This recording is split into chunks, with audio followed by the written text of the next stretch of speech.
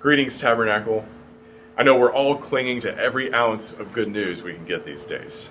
And so I want to come to you and share the best news of all. It's a truth expressed in one of my favorite stories in the Bible, 1 Samuel chapter 14, when God's people are feeling defeated and dejected. Their enemies, the Philistines, have the high ground, they have superior weapons, and they outnumber the Israelites. And it's in that context that Jonathan, David's best friend and King Saul's son, says in 1 Samuel 14:6, "Nothing can hinder the Lord from saving, whether by many or by few." And it was that conviction that emboldened him to take the high ground and lead Israel in a counterattack, and God gave them success that day.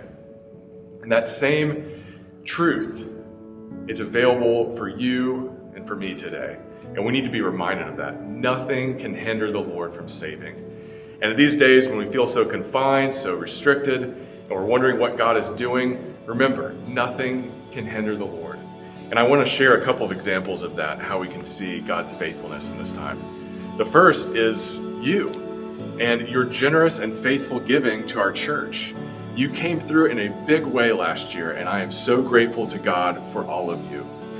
We can also see it in a very generous disbursement we got from the Jones Music Trust that has enabled us, in addition to your contribution, to conclude our Piano Capital campaign. And we look forward to bringing that new piano into our sanctuary.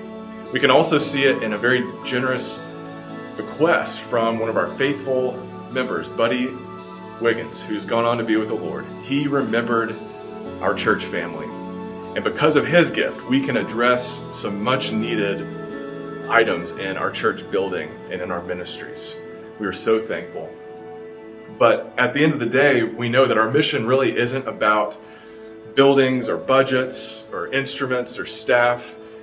It's about seeing lives changed by the power of the gospel.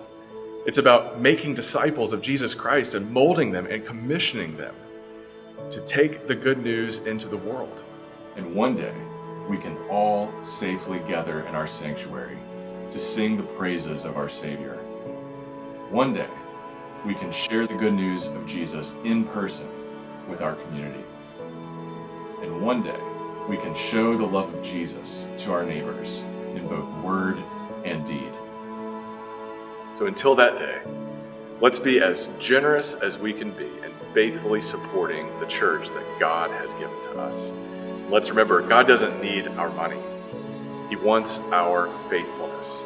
So may we be found faithful, and may we be emboldened by the truth that nothing can hinder the Lord from saving, whether by many or by few.